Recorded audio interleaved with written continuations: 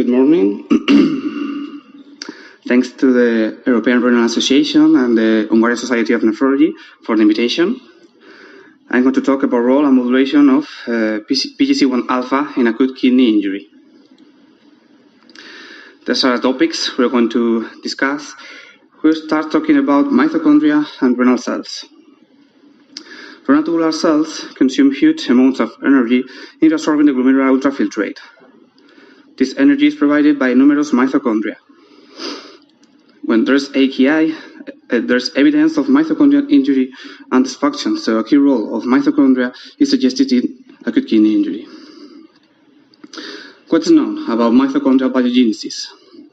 Mitochondrial biogenesis is a process in which new mitochondria is produced from existing mitochondria. It's regulated, the master regulation of this process is peroxisome proliferator activated receptor gamma coactivator 1-alpha, abbreviated PGC1alpha. Upon nuclear translocation, it interacts with NRF1 and 2 and promotes the transcription of key mitochondrial genes such as NDUFS1 or SDHA, which encodes genes that generates proteins which belongs to the electron transport chain, and also TFAM or mitochondrial transcription factor A, which goes on with the process because it goes to the mitochondria and transcribes mitochondrial genes encoded by the mitochondrial DNA. Next step is the assembly of all the components to the formation of new mitochondria. So PGC1alpha is the master regulator of mitochondrial biogenesis. It also regulates energy homeostasis, fatty acid oxidation, and glucose metabolism. Does PGC1alpha expression change during acute kidney injury? In our lab, we performed a kidney transcriptome study of preclinical nephrotoxic AKI, in which we found more than 3,000 differentially expressed genes. Upstream regulator analysis, down by Ingenuity pathway analysis of an informatic tool, and rank transcription factor activity according to Z-score. Positive values are associated with more transcriptional activity, and negative values are associated with an inhibition of the transcriptional activity. As we see, PGC1alpha is a transcriptional regulator whose activity is most dramatically reduced in AKI. Canonical pathway enrichment analysis show that mitochondrial dysfunction, oxidative phosphorylation, and NF-kappa B signaling are among the top 10 differentially regulated canonical pathway. And in addition, PGC1alpha is downregulated in human tissue of patients with AKI, suggesting that the clinical relevance of this data. We're going to focus on these papers. These two papers of colleagues in which they use an endotoxemia associated AKI between other models of AKI, and these two papers of our lab in Madrid in which we use a folic acid overdose AKI model, nephrotoxic AKI model based off tubular interstitial inflammation and also tubular injury. In the endotoxemia associated AKI model, PGC1alpha levels were proportionally suppressed according to the degree of renal impairment. In the nephrotoxic AKI model, levels of PGC1alpha were downregulated at 24 and 72 hours since the administration of the folic acid, and also there were a negative correlation between these levels of PGC1alpha and the renal function assessed by BUN. Is PGC1alpha downregulation functionally relevant? It appears to be, since PGC1alpha target genes seen before the proteins that belongs to the mitochondrial respiratory chain and also TFAM are downregulated in the nephrotoxic AKI. So, kidney injury leads to local inflammation and amplifies AKI. Pathogenesis of AKI is characterized by increasing of injury-causing genes and non-regulating nephroprotective genes such as cloto and PGC1alpha. So, downregulation of PGC1alpha is part of a general response to injury consisting of decreased nephroprotective factors. Unraveling the drivers and consequences of nephroprotective gene downregulation may identify novel therapeutic approaches for kidney disease. What are the drivers of PGC1-alpha downregulation in kidney injury? Let's start exploring other tissues.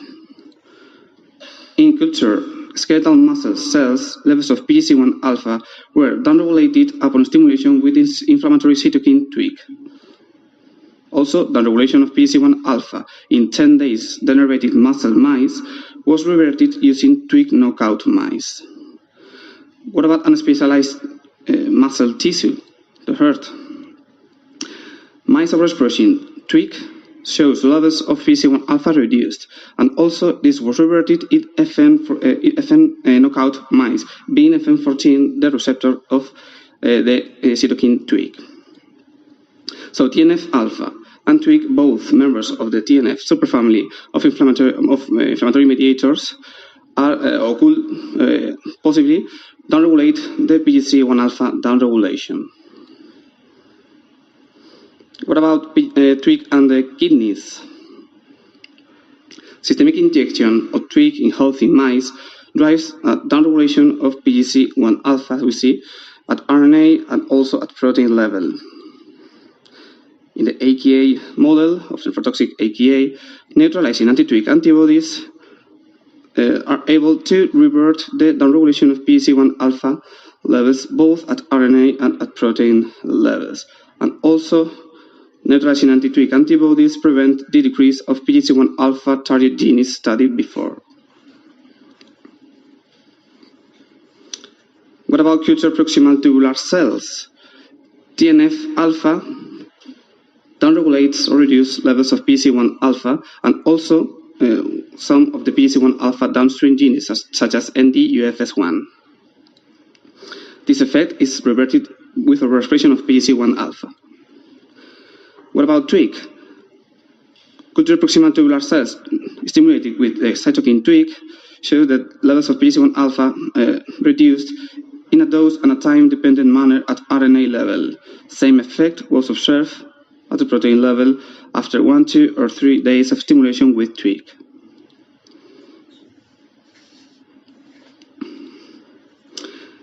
What about the PGC1-alpha targets? The same effect. PGC1-alpha targets of studied before were downregulated when we stimulate cells with TWIG.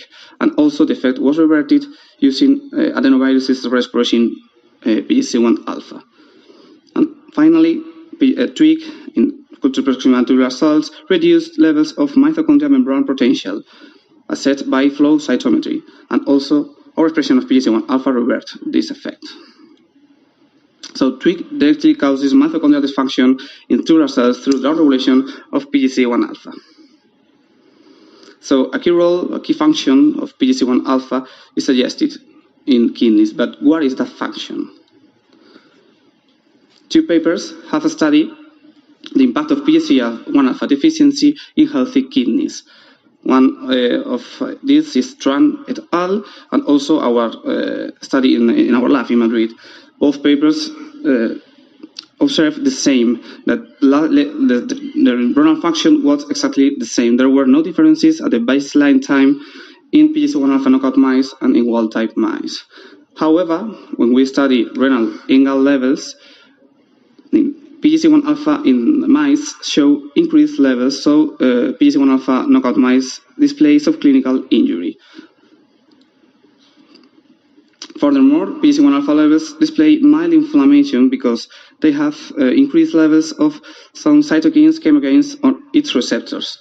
And also, PGC1-alpha knockout mice show more inflammatory infiltrates of macrophages and lymphocytes. So, what is the role of PGC1-alpha in the AKI? There are 2 possible approaches to study the role of PGC1-alpha in the AKI: overexpression of PGC1-alpha or PGC1-alpha deficiency. We're going to focus on PGC1-alpha deficiency.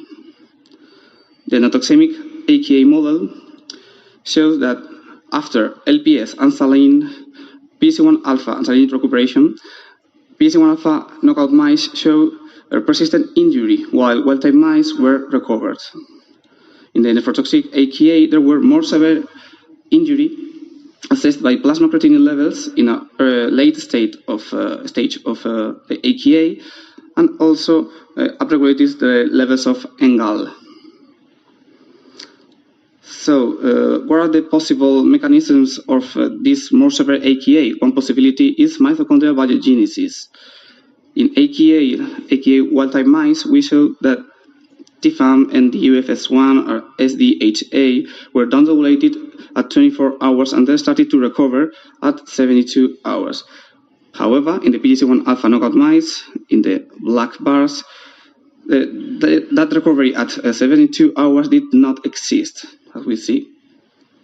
Moreover, at the baseline time where there is no AKI, levels of some of these PGC1-alpha targets were downregulated. Immunohistochemistry of TON22 shows an early decrease in the mitochondrial mass in PGC1-alpha knockout mice. So, one of the striking things told in this talk is the inflammation of the PGC1-alpha deficiency mice, and also AKI model is characterized by inflammatory cells. PGC1-alpha knockout mice show an early increase of the inflammatory macrophages and also a late increase of the inflammatory lymphocytes.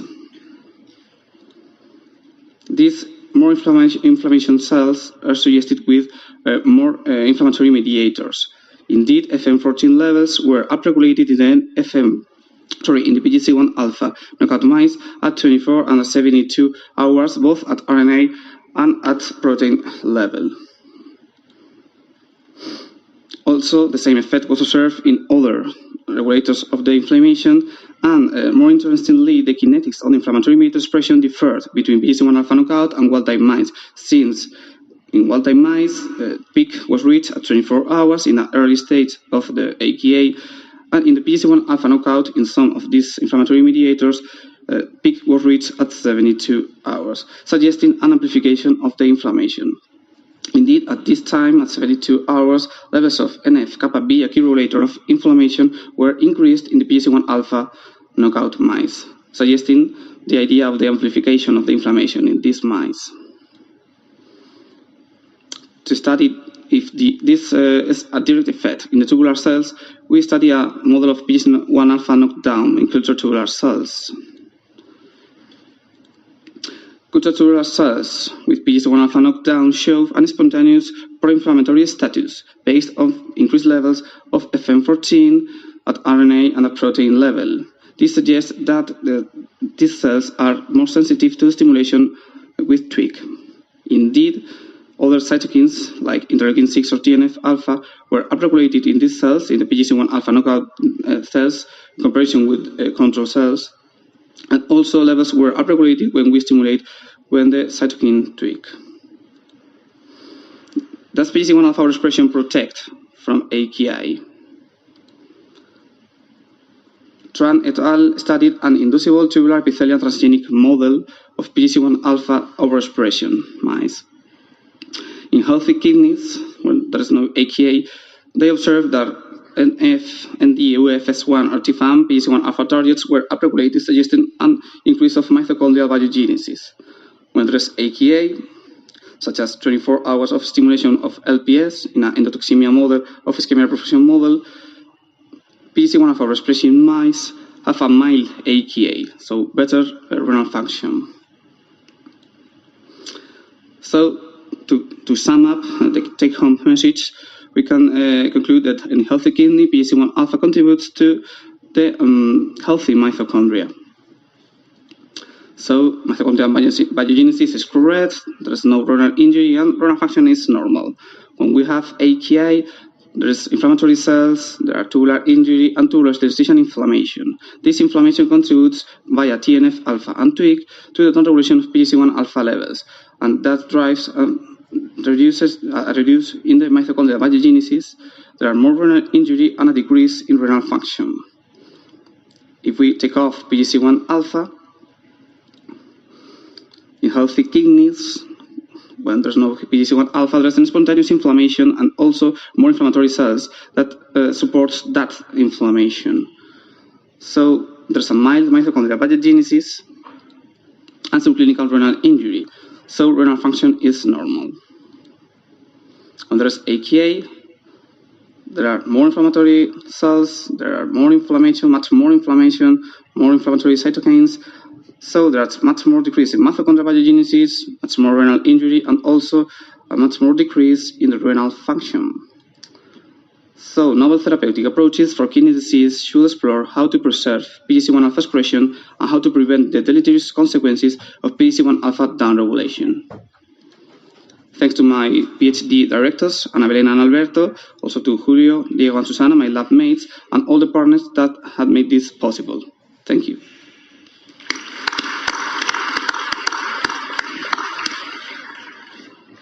Thank you very much for this talk. Who is the first question? Paper is now open for question. Before somebody comes to the, please come to the microphone. Because you come to the microphone, perhaps you can point out to make it more clear if in the damaging, in the AKI damaging models, you have the damage, the injury, and you have the recovery phase. And you showed after 72 hours the protein level going down. Is this model still the injury phase or already the some recovery phase? This model of AKI, it's the worst point is at 48 hours. There's when more mice died is the critical point. Mice that survived to 48 hours started to recover. At the 72 hours are even better. But after 7 days of treatment with the AKI, there's renal function totally recovered. So you have a continuous injury model. Yeah. Okay. No, it's an AKI model. It starts the damage at 24 hours and the critical point is at 48, and then started to recover. And PGC1 alpha knockout mice have worse recovery. One thing I don't have told in the talk is that there were a lot of dead mice in the PGC1 alpha knockout. So the surviving mice are the mice that are analyzed. So in the graph with the plasma creatinine levels that are increased in PGC1 alpha knockout mice, we have to think that these are the better mice because the other have that. So thank you. Microphone 2, please. Yes, Eric Rondeau from Paris. Thank you for your excellent presentation and very good work. I have two questions, actually. Does this apply to the more classical model of ischemia reperfusion injury? And the second question is about tubular cells. Do you have evidence of increased apoptosis or necrosis, or what kind of cell death do you demonstrate in this model? Well, very, very good question. In our lab, we also study different types of cell death. But it's true that in this model, we don't study the phenotype. We have done with annexin assessed by flow cytometry. With annexin, you can say it's apoptosis or necrosis. You cannot say that. But it's true that you can say if it's an early decrease or a late decrease. These phenotypes are most related with an early decrease, but we haven't studied the type of the cell death in this model. And with the ischemia reperfusion question, we don't have down the ischemia reperfusion model. Data I've told about is of Tran and Colliver at colleges, and so it's a kidney interesting model, and the results are the same in our nephrotoxic model. PGC1 alpha protects of the damage. Thank you. Yeah. Thank you very much for a brilliant lecture, as a matter of fact. Very nice work. Just a short question. You looked for, as a sign of inflammation, that NGAL was coloring in your tubules, yeah? Did you happen to measure NGAL in the urine of these animals? Because NGAL is quite a popular biomarker now for AKI, and people measure it in the human situation, the urine. Did you measure the urine NGAL levels? No, we don't measure it it's a good option. The clinical translation. Just to make it a little bit more clinical. Yeah.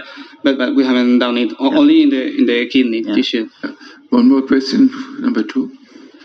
We are dealing with mitochondrial function also.